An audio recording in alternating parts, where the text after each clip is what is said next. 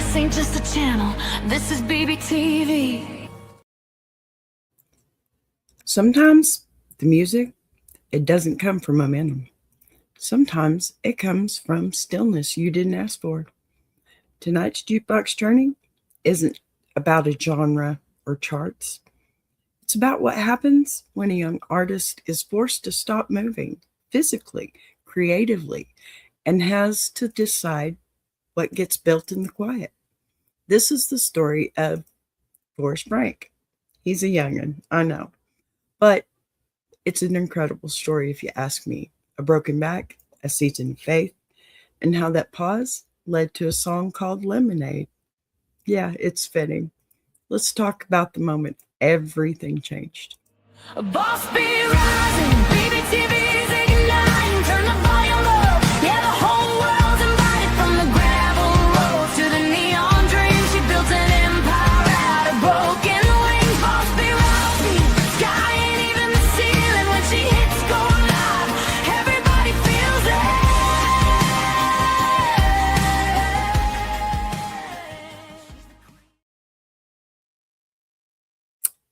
All right, welcome back in. Now, before y'all say anything, yes, I'm in a comfortable outfit. This is my pajamas, y'all. All right, let me tell you something. We get one cold day a year, I think, in Texas for, and I don't care. I just don't care. I am warm, I'm comfortable. And yes, this thing has feet.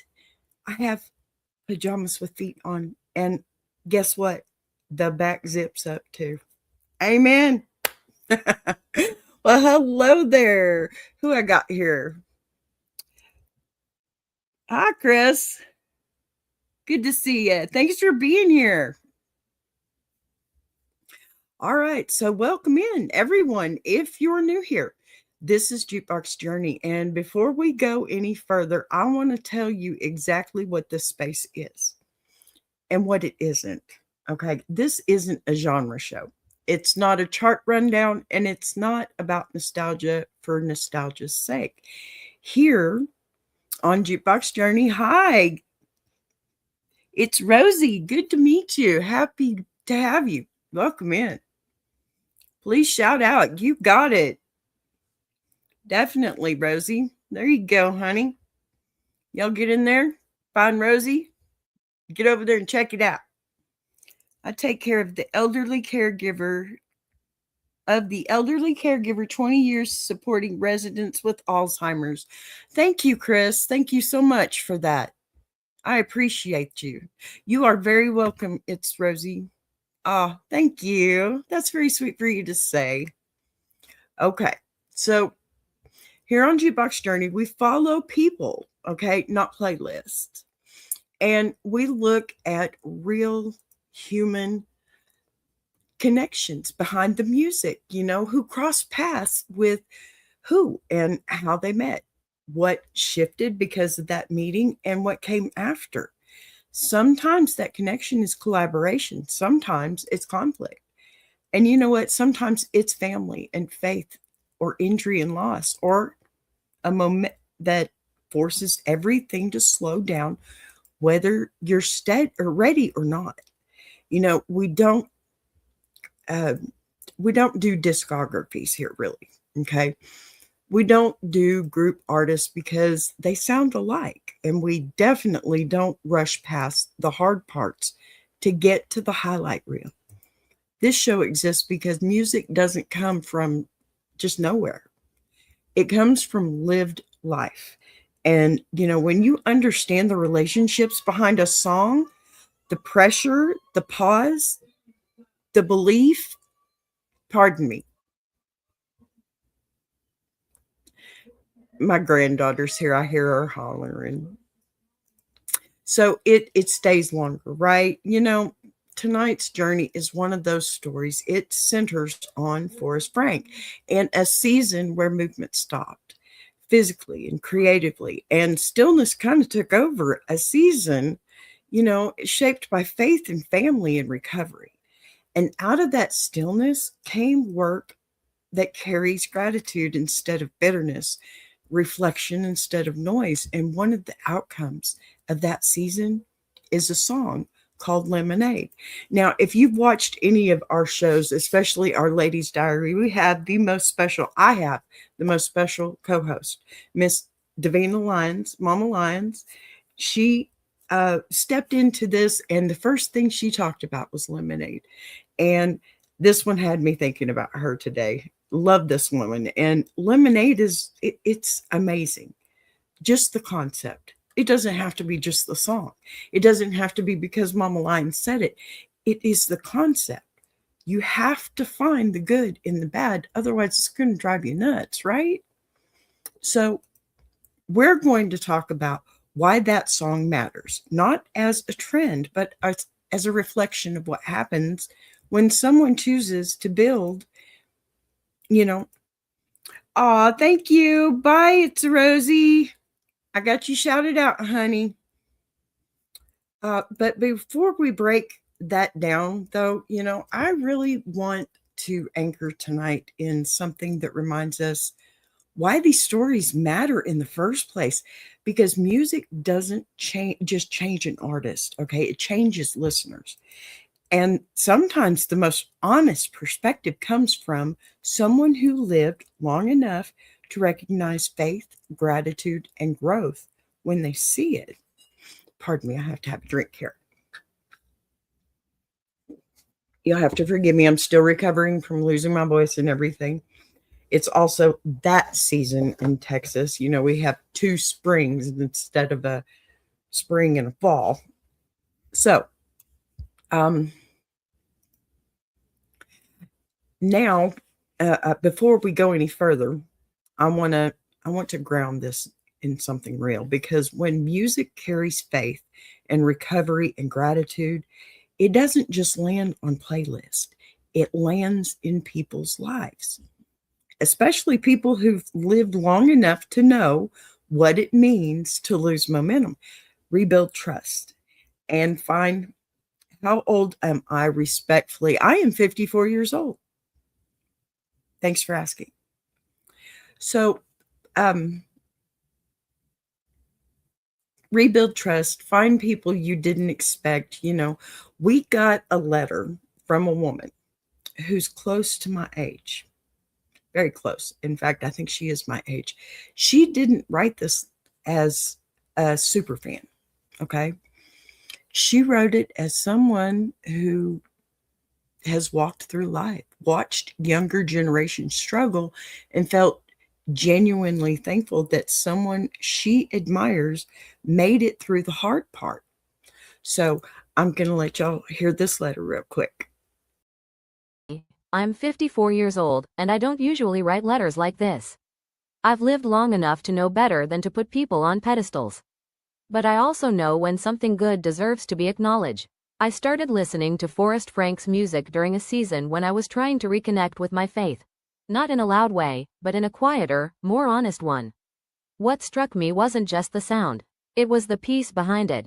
When I learned about his accident, about him breaking his back, my first thought wasn't about music at all. It was relief that he survived. Relief that his family didn't lose him. Relief that his life didn't stop where it could have. As a woman who's raised kids, watched friends bury loved ones, and prayed more times than I can count, that mattered to me. Seeing him continue to create after that, grounded in faith, supported by family, and not pretending the pain didn't happen, changed how I look at my own walk. It reminded me that healing doesn't always come with noise. Sometimes it comes with gratitude. His music helped me slow down. It helped me listen, and in a world that moves too fast, that's a gift. I'm thankful he's still here. I'm thankful he's still creating. And I'm thankful for the reminder that faith, when it's lived and not performed, can ripple outward in ways we never see. With respect and gratitude, a listener who's been around long enough to know.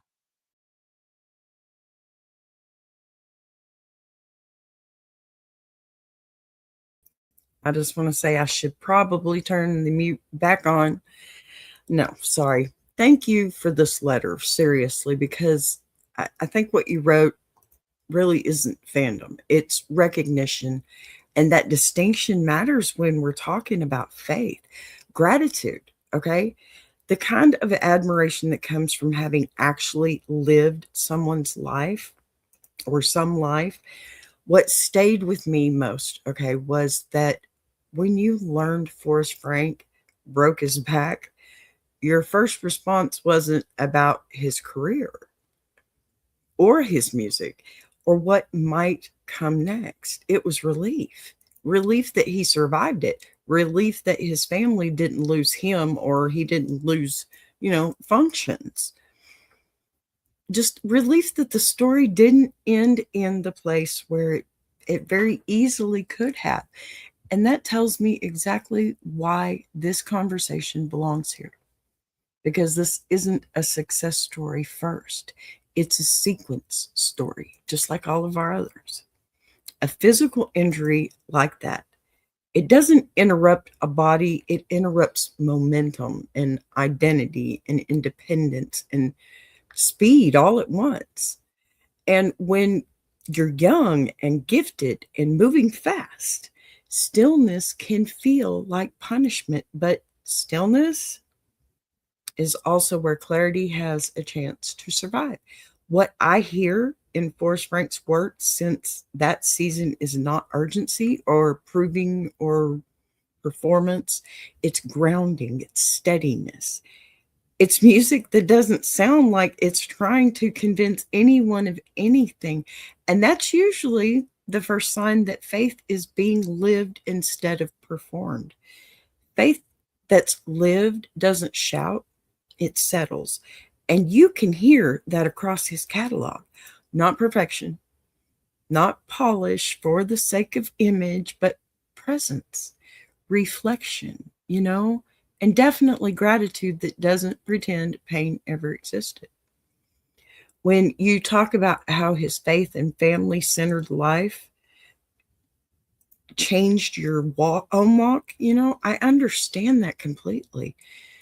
Because when someone models belief without ego, without spectacle, without needing an audience to validate it, it creates permission for other people to soften instead of harden, especially those of us who have lived long enough to know how easy it is to become guarded. That's where lemonade fits into this story so naturally, because lemonade as an idea isn't denial. It doesn't pretend lemons weren't sour. It acknowledges that fully. And then it makes a conscious decision about what comes next. And that's a perspective that hits really differently depending on where you are in life. Younger listeners may hear optimism, but those of us who have raised kids, buried friends, watched marriages survive or fail, prayed prayers that didn't come with guarantees, and learned how fragile life really is. It's something else entirely. We hear survival and perspective and choice. That's why that song isn't just catchy or comforting, it's reflective. And reflection only comes from someone who has to sit still long enough to listen to themselves. I think that's true for a lot of songwriters. And I mean, I'm using Forrest because, oh, sorry, I can't do that thing anymore. I'm using Forrest because, well, I mean, honestly, he's got videos out that shows he's laying in his bed with a broken back writing songs. And it's not the fame that it seems like he's going after to me. That's my opinion. You may think differently, but I don't think it's the fame. I think it's the fact that he loves what he's doing. And I really think that that's how it starts out for a lot of artists too, So,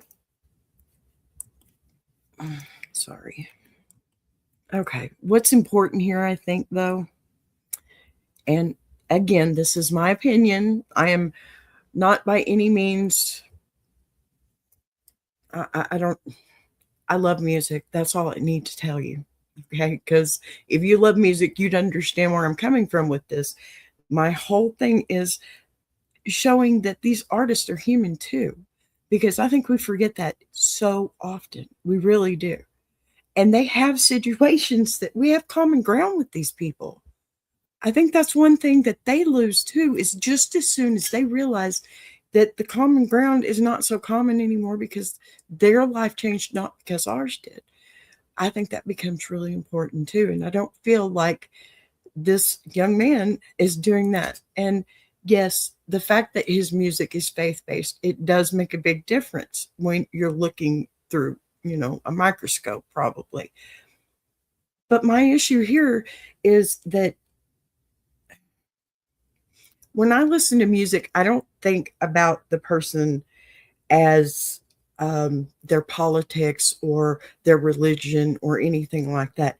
I think of the depth of their talent and what they've done with it in life, not just for themselves, for others too. Because let's face it, if I had the money, I would go out and do for others too, but I don't. So if you don't want to use your money, use your talent. That's why I'm on YouTube. I'm hoping maybe one of these days somebody will actually say, hey, you know what? I like listening to you. I have had a couple of people tell me that. My Patty friend, she tells me that a lot. My Tracy doll, she tells me that a lot. And let me tell you, those are definitely two wonderful women. And let me tell you something else. It doesn't matter if there are 2 or 200. The fact that I have 2 is what keeps me on here. The fact that they had 5 billion is what kept them going. You just are at different levels. We still have common ground. Okay. Sorry, I went off script on that one. I'm totally tangent today. All right. What's important here, and always what Jukebox Journey comes back to, is that no one walks through a season like that alone. And you don't come out the other side unchanged unless you're surrounded by people who help you stay oriented. Family matters here. Community matters here. The people who were present during recovery matter just as much as talent ever could, because they shape what a person builds when the noise is gone. We've talked about this all week long. And Askaby as well. I have a noon show. Pardon me. I keep forgetting to promo myself, but VB does that later. Here's my point. When an artist emerges from a season of injury or fear and forced stillness, still choosing humility, still choosing faith and gratitude, that it isn't a branding decision. It's formation. You can't fake that, and you can't rush it either. It shows up in how someone speaks, how they write, and how they carry themselves when the spotlight isn't demanding anything. You said his music helped you slow down. I'm going to be honest here. I will say the same thing. I will. I go and I watch my own dang shorts that I've used his music with, and I watch the shorts, and it's just a clip, a 1-minute clip, but it still helps me in my mood. Music does that to people. It doesn't matter what genre it is. It gives you faith anyway. You can be sitting here listening, listening to Guar, okay? And it's still the same effect. If you're in that mood, you know what? Pull you out some Limp Biscuit. You know what song I'm talking about. Just break it, okay? It doesn't matter what song it is. Your mood mixes. And sometimes you want to hear that song just because that's what you're feeling, and it helps you get some of that aggression out because you know you're singing every dang thing you know and owning it. And you got the head banging. And you got the food.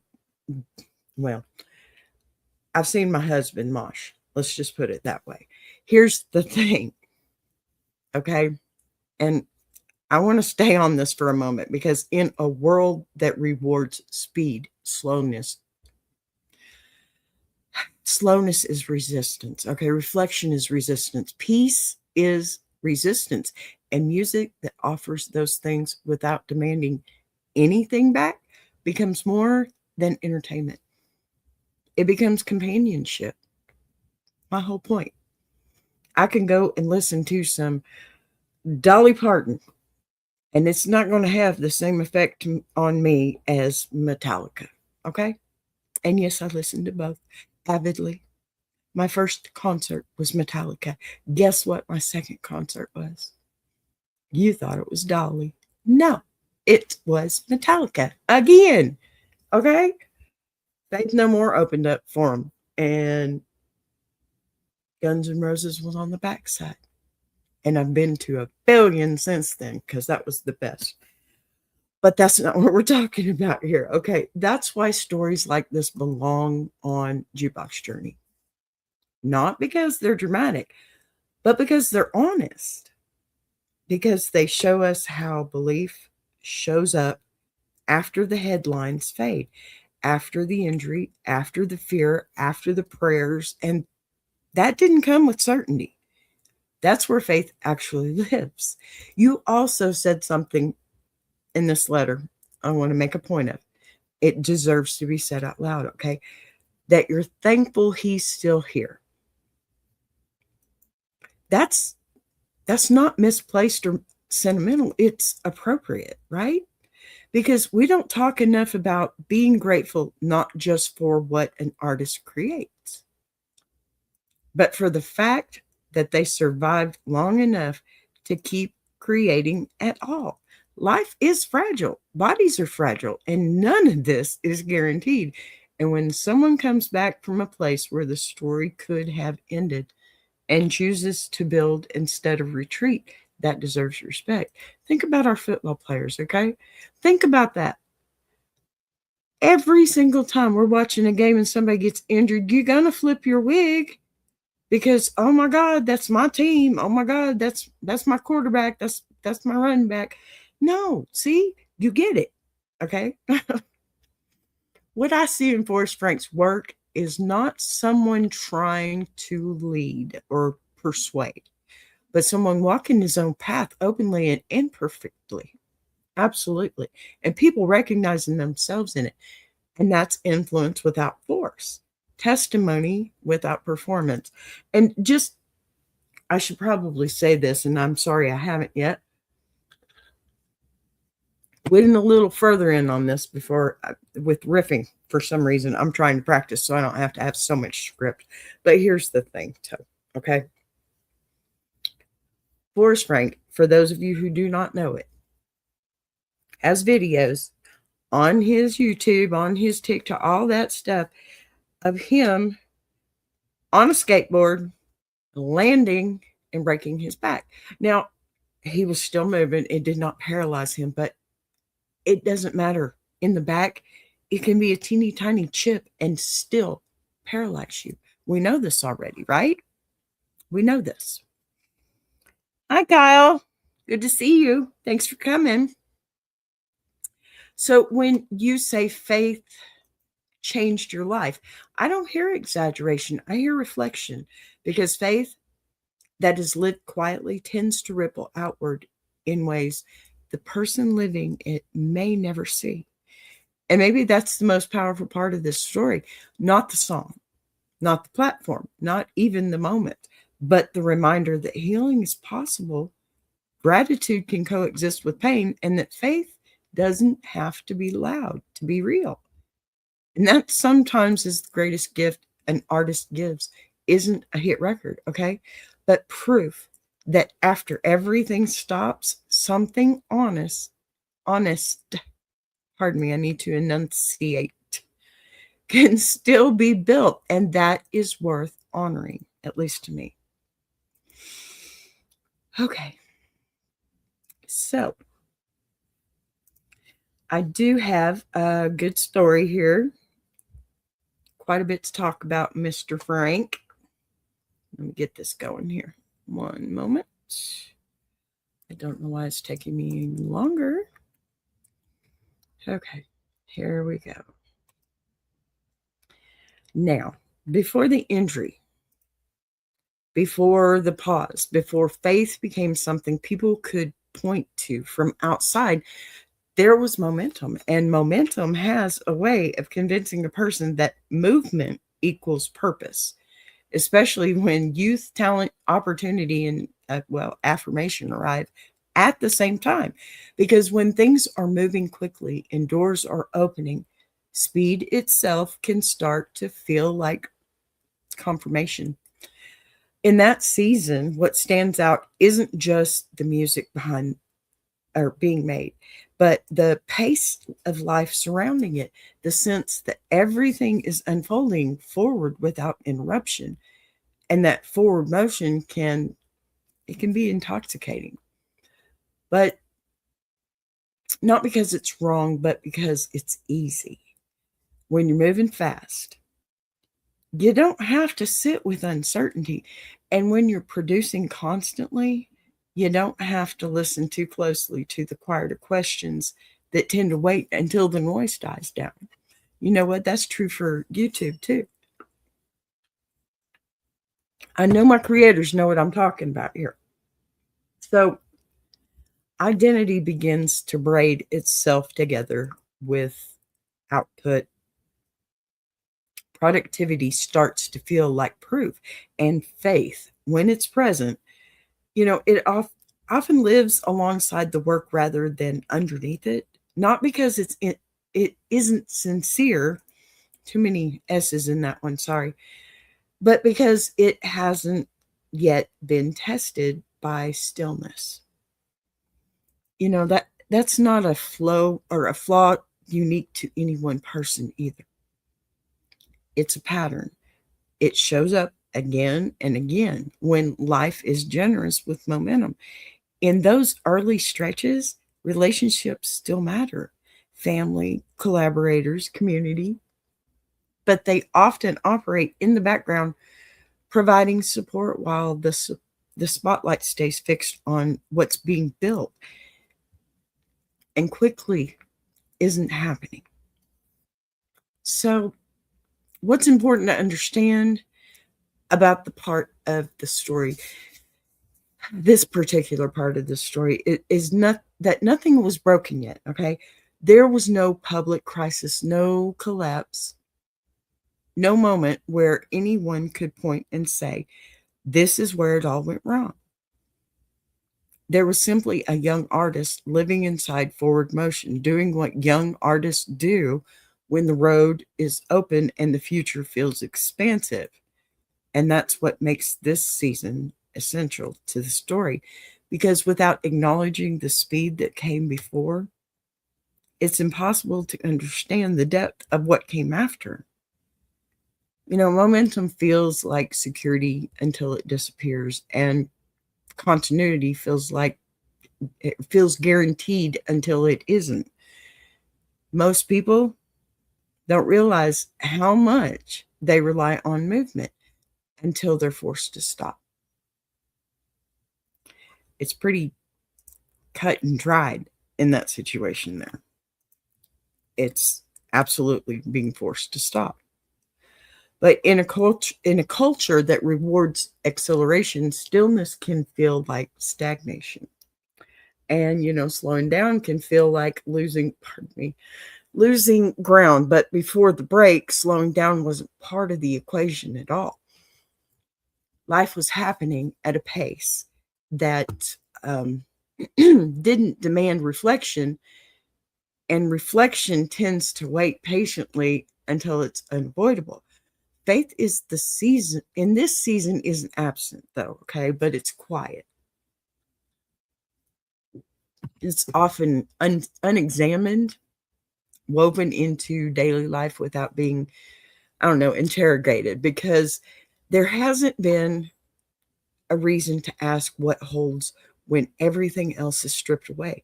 That doesn't mean belief is shallow. It means it's unchallenged. And unchallenged faith often feels lighter because it hasn't had to carry the weight yet. The relationships that matter most are present, but they aren't being leaned on in the same way they will be later. Because independence hasn't been compromised, and vulnerability hasn't been demanded. When people look back on stories like this, there's a temptation to rush through this part, to treat it as a prologue or a setup rather than a chapter. But this is where the contrast is built. You can't understand grounding without flight, and you can't understand formation without first acknowledging the freedom that came before it. Momentum creates confidence, and confidence can be healthy, but it can also quietly teach a person that tomorrow will look like today. And that assumption goes unchallenged until something interrupts it. So, in hindsight, it's easy to assign meaning retroactively, to say that everything was leading towards a lesson, but in the moment, life simply feels open and full and in motion. So there is no sense that the ground is about to shift. That's why this part of the journey matters so much, because it reminds us that faith doesn't always arrive because something is broken. Sometimes it deepens because something breaks later. Before the entry, though, before the stillness, before the reckoning, there was a season where speed felt natural and forward motion felt earned. And that context matters, because when interruption finally comes, it doesn't arrive. Pardon me, my nose is going nuts today. It doesn't arrive to fix something that was wrong. It arrives to expose what was untested. And that's where the story truly begins, not at the moment of crisis, but in the season of momentum that made the pause so disorienting. Because, you can't understand what it means to be forced into stillness until you first understand how much was moving when everything suddenly stopped, right? Oh, my nose is trying to go nuts on me again. That's crazy. Okay, so breaking your back, it's not a metaphor, and it's not poetic, and it doesn't care who you are, what you were building, or even how fast life was moving before it happened. Because an injury like that doesn't arrive as a lesson. It arrives as a full stop. And when that kind of stop comes, it doesn't just interrupt a body.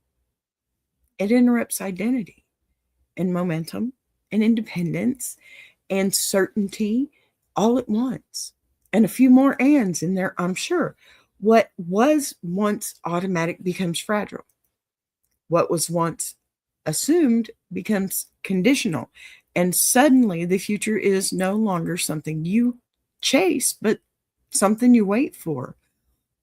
What is one of the hardest transitions a driven person can make?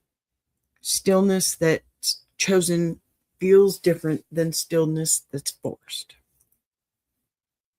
And this was forced, which means it came with fear and vulnerability and a kind of humility that no amount of preparation can soften. In that space, the noise drops way away, whether you want it to or not, right? I'm sorry. I feel like I'm going to sneeze now. And when distraction disappears, the questions that speed kept quiet, they began to surface, not politely, but instantly, because there was nowhere left to hide from them. So, who am I if I can't move the way I used to? What holds me when productivity is gone? What remains when applause and output and forward motion are just stripped away? These aren't abstract questions when you're recovering from a serious injury like breaking your back. They become daily comparisons or companions too. Sitting beside you constantly in the quiet moments when the body is healing slowly and the mind is adjusting even more slowly. Recovery recovery is not glamorous, and it doesn't reward optimism the way that people think it does. It rewards patience, repetition, endurance, and surrender. And surrender is especially difficult for someone whose life has been shaped by momentum. In this season, faith stops being something you carry publicly and becomes something you lean on privately. When language or without language, it's because belief in moments like this isn't about declaration, it's about survival. Family takes on different roles, not as background support, but as daily presence, caretaking, reassurance, and grounding, and dependence changes the shape of relationships in ways that independence never does. You listen differently when you need help. You receive differently when you have no leverage. And you begin to understand who stays close when there's nothing to offer in return. This is where faith is either reduced to theory or deepened into practice, because there are no external rewards for belief in recovery. No visible milestones that impress anyone else, no audience to affirm.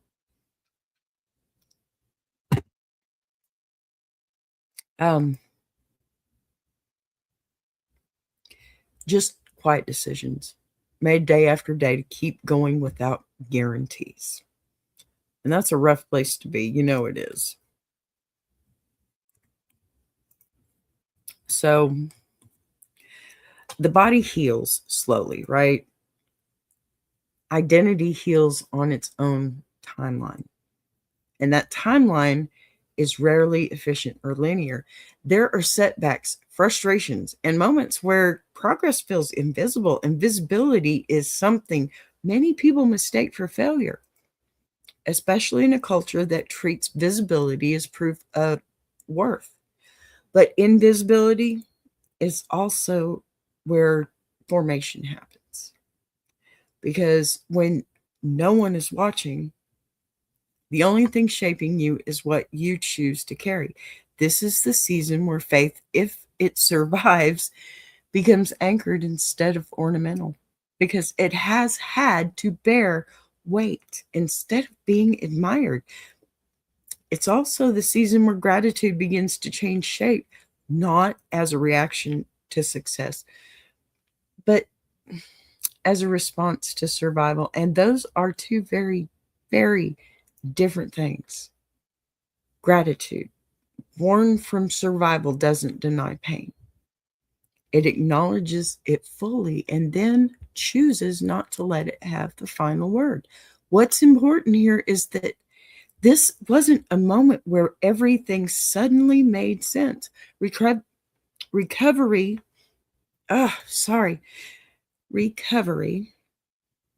doesn't offer clarity on demand. Instead, it offers space. And space is uncomfortable because space invites reflection, and reflection forces honesty. The stillness that followed the injury, it created room for belief to move from the background into the center, not because someone decided it should, but because when everything else is stripped away, what remains becomes undeniable. This is where faith stops being inherited or assumed and becomes chosen, because it has been tested by fear, uncertainty, and vulnerability. When a person comes out of a season like this without bitterness, without resentment, without the need to weaponize pain, that isn't accidental. It's the result of countless quiet decisions made when no one else was watching. Recovery teaches a person how fragile life really is, how quickly plans can change, and how little control any of us actually have. And that awareness doesn't disappear when the body heals. It stays, shaping how a person moves forward. This is the turning point in the story, not because it's dramatic, but because it's formative. Because everything that comes after carries the imprint of this season, whether people recognize it or not. The music that emerges later, it doesn't come from ambition alone. It comes from having sat still long enough to listen, from having been humbled without being destroyed. And you know what? From having learned that faith is not proven by what you say when things are going well, but by what you cling to when nothing is certain. And when people walk through this kind of reckoning and come out with gratitude instead of anger, grounding instead of ego, and presence instead of performance, it tells you that something real has taken root here, something that will shape not just what they create next, but how they carry themselves long after the injury fades. And, the memory, it just fades from your memory. This is the part of the journey where everything slows down enough for truth to surface.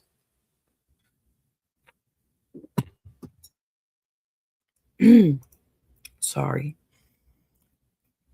It's also where belief stops being theoretical and becomes lived, and where the foundation for everything that follows is quietly laid, not through spectacle, not through endurance, patience, and the decision to keep trusting, even when the outcome is unknown.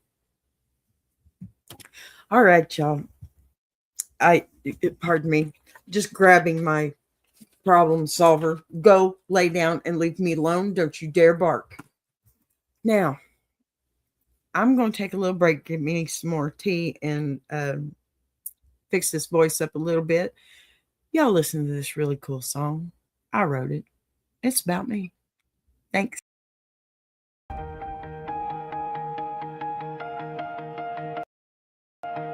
She came from the quiet storms, built a fire from the ground, turned a whisper to a warning. Now her voice shakes the town. Every setback was a lesson, every doubt became a key, unlocking something bigger. That's the rise of Boss B. When the lights go low, her vision hits high. She built a whole damn network off a promise and a try. Every sunrise, every moment, she's stacking legacy. This ain't just a channel, this is BBTV. Boss B rising, BBTV's igniting. Turn the volume up, yeah, the whole world's invited. From the gravel road to the neon dream, she built an empire out of broken wings. Boss B rising, sky ain't even the ceiling. When she hits go live, everybody feels it.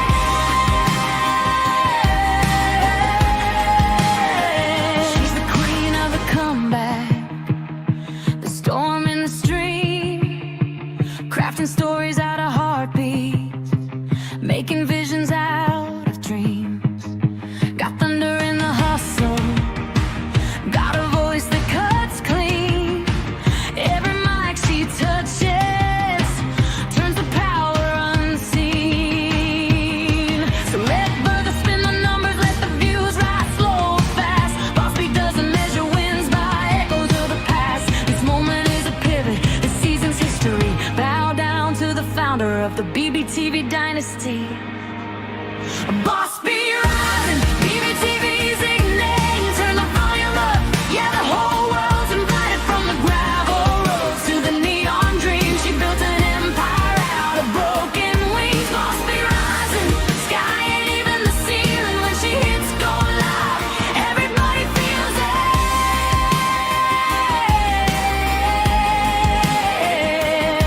She's got fire in the head, it's got truth in the frame, got a heart that won't retire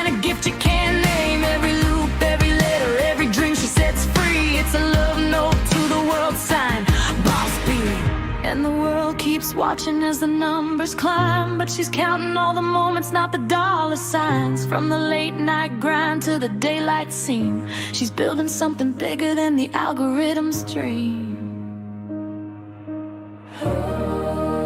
Boss be rising, BBTV shining, her story's rewriting, a legacy in real time.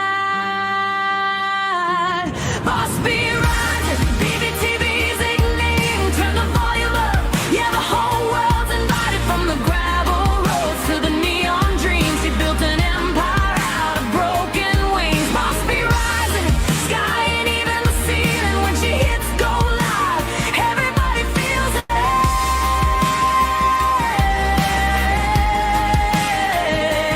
BBTV, where the stories breathe. BBTV, where the dreamers believe. Boss be rising, watch her take her place. This is BBTV, this is her grace.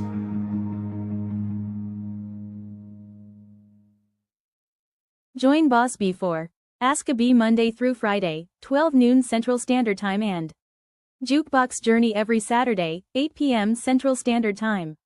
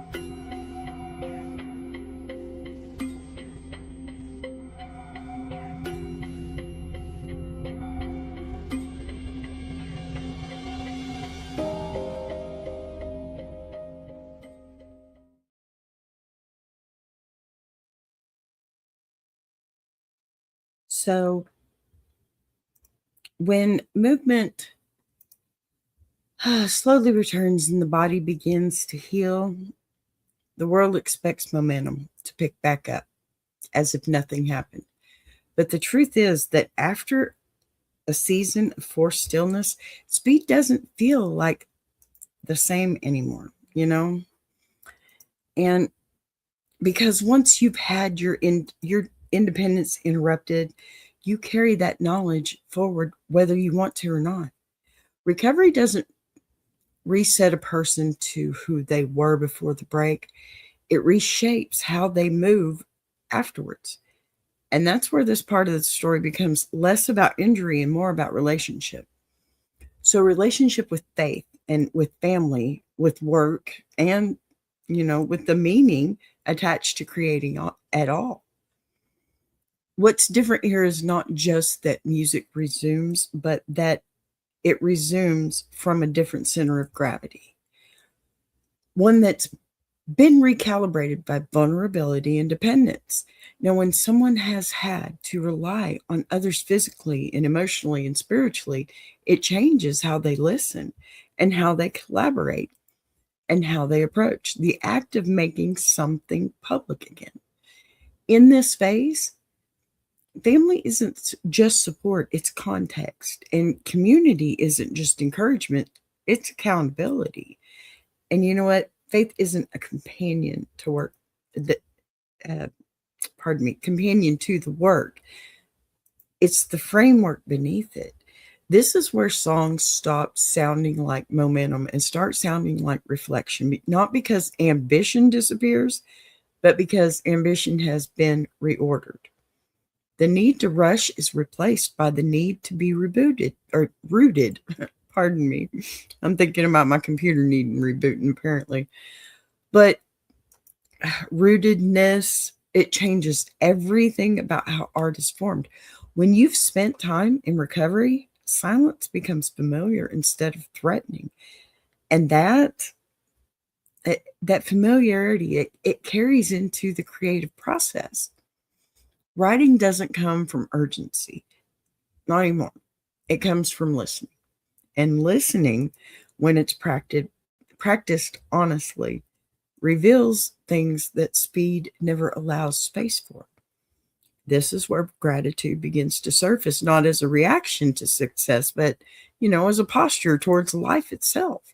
Because when you face the possibility of loss, continuation feels less like entitlement and more like gift. That shift shows up in tone, in pacing, in restraint, and in the absence of bitterness, which is not accidental. Bitterness is often the byproduct of pain that was never integrated, and integration requires time, support, and a willingness to sit with discomfort without turning it into narrative armor. What's notable in this season is how the music reflects a person who has chosen integration over performance, who isn't trying to leverage suffering for credibility, but also isn't pretending that it didn't happen. The work becomes quieter without becoming smaller, and the distinction matters because quiet work often carries more weight than loud declarations. This is also where relationships outside of the spotlight become more visible in their influence, because when a person rebuilds slowly, the people who walk alongside them, they leave fingerprints on what gets made. Encouragement shapes tone, stability shapes discipline, and belief, well, it shapes intention.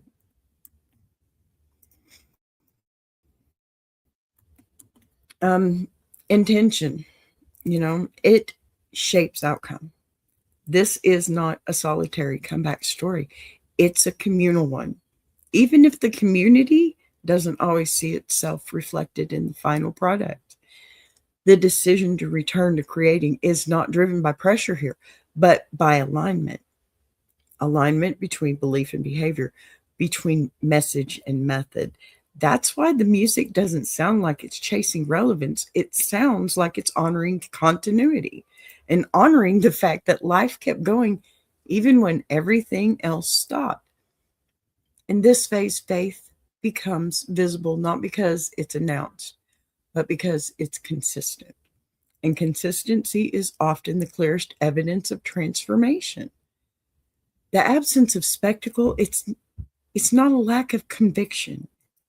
It's a sign that conviction no longer needs to prove itself. When you listen closely, what you hear is not triumph, but steadiness.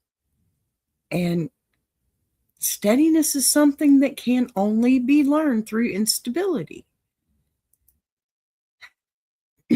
This is also where trust deepens. Trust in the process and trust in the timing. Trust that the work doesn't have to arrive fully formed, to be honest. Creation becomes less about outcome and more about obedience to what really feels true in the moment. And that kind of obedience, I don't know, to me, that produces work that resonates across age and experience, because it's not asking anything of the listener except presence. That's why this phase connects to everybody so deeply, with people who have lived long enough to recognize the value of restraint, who understand that not every season needs to be loud to be meaningful. The rebuild isn't flashy and it isn't immediate, but it's durable because it's built on that foundations that were tested under pressure. When an artist emerges from recovery and chooses to create from gratitude instead of grievance, from belief instead of bravado, and from community instead of isolation, the work carries a different kind of authority. Not the authority of success either, but the authority of survival. And that authority doesn't announce itself. It reveals itself slowly through consistency, through tone, through the absence of pretense. This is the season where music becomes less about proving worth and more about expressing alignment. And alignment is something listeners feel even if they can't articulate it. The rebuild doesn't erase what came before, but it reframes it and places momentum in its proper place and replacing speed with intention. And it's from this recalibrated place that songs begin to emerge, not as declarations, but as reflections, carrying the imprint of everything that happened when the noise fell away. The only thing left was belief and patience and the decision to keep building quietly. This is where the work starts to sound like someone who knows what that continuation is not guaranteed, that faith is not ornamental, and that gratitude is definitely not performative. And those qualities don't just shape music, they shape how a person moves forward long after the injury is no longer visible.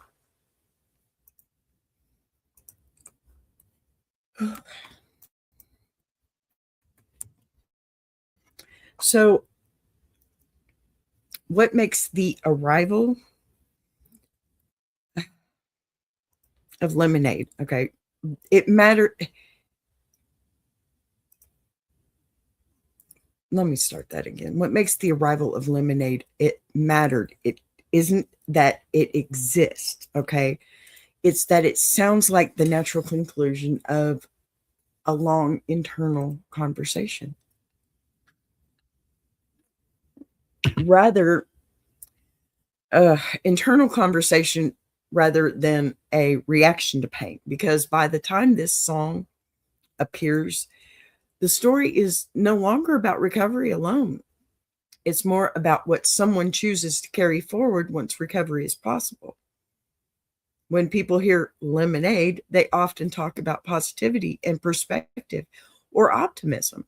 But that framing only scratches the surface because optimism can be performative, while perspective is earned. And this song carries the weight of someone who understands the difference.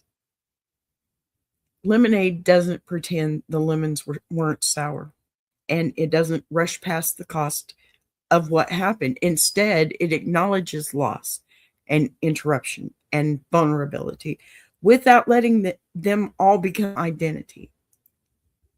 That balance is rare, though, because it requires a person to have fully integrated their experience rather than weaponize it. This is where everything that came before it converges. You know, the momentum that once defined life, the forced stillness that stripped it away, the recovery that demanded patience, the relationships that held steady, and, the faith that moved from background belief into lived practice. And when those elements settle into alignment, what emerges is not a statement, but a posture. The song doesn't sound like it's trying to convince the listener of anything. And that's precisely why it resonates. Because conviction that has been tested, it doesn't need to announce itself. Instead, it invites reflection, and reflection is where real connection happens, especially for listeners who have lived long enough to know that gratitude doesn't arrive because circumstances are easy. It arrives because someone chooses it anyway. So what's powerful here is that the song doesn't isolate faith from experience. It integrates. That's something else we've talked about all week. You have to blend it in. Treating belief not as a solution that erases pain, but as a framework that makes pain survivable. That's why people from different backgrounds, ages, and life stages hear different things in it, because the song doesn't dictate meaning. It creates space for meaning to surface. Younger listeners may hear hope and possibility and resilience, while older listeners hear survival and endurance and perspective earned through loss. And both interpretations are valid because the song doesn't collapse complexity into simplicity. This is also where the relationship, between artist and listener shifts, because the music, it stops being something consumed and starts being something shared, a companion rather than a performance. When somebody writes from this place, they aren't offering answers, they're offering honesty. That's kind of like what I want to do here. That's my whole format, really. But because honesty tends to travel farther than certainty. The reason Lemonade feels like a culmination rather than a pivot is because it doesn't abandon what came before it.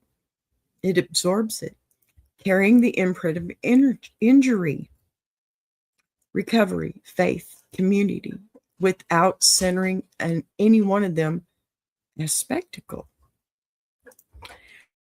So, pardon me. Yeah, work. I've hit my hour mark, and you can tell my voice is really screaming at me itself. So, before we close this out, though, I want to take a second to slow the room back down.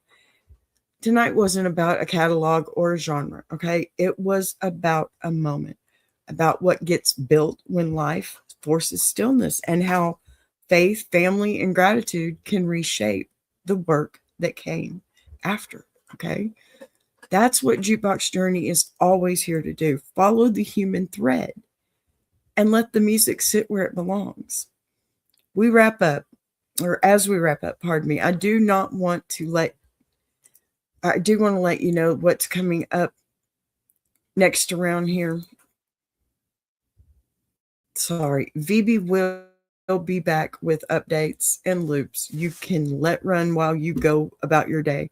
And if you're looking for conversation or connection and support from other creators, make sure you check out Tuber Chat and especially our wonderful team, the Iron Sharpening Iron Universe. It's one of those spaces, both of them are where questions are welcome and nobody has to pretend that they've got it all figured out. I'm going to rest this voice now. Apparently, I'm a little misread today, but I appreciate you. A horse. Yes, I'm that old. But I appreciate you being here, listening, and sharing this space with me. It's this journey. If this journey resonates, let it sit with you. We'll pick it back up next time. Take care of yourselves, and I'll see you soon. Right now, I'm going to do a little promoing, and then I'm out of here. Thanks, guys. Love y'all. Been a wonderful evening. I appreciate you. Before we roll on, I want to take a second to shout out Tuber Chat, because once again they showed up and held space the way real community does. This channel isn't about noise or numbers chasing, it's about consistency, respect, and actually supporting creators without strings attached. That matters more than people realize. If you're looking for a place that lifts voices instead of talking over them, Tuber Chat is that lane. I appreciate the time, the encouragement, and the steady presence more than I can properly wrap into words. So much love to the Tuber Chat crew for doing what you do and doing it the right way. Tuber! If you're enjoying this show, subscribing is the easiest way to support what's being built here on BBTV. You'll see the join button right next to subscribe. No pressure, no expectations, just an option for people who want to support the channel in a real way. We're live weekdays at 12 p.m. Central, and each day has its own focus. Same honesty, same voice, just different conversations depending on the day. And if you've got a story you want to share, send it in. Anonymous is always fine.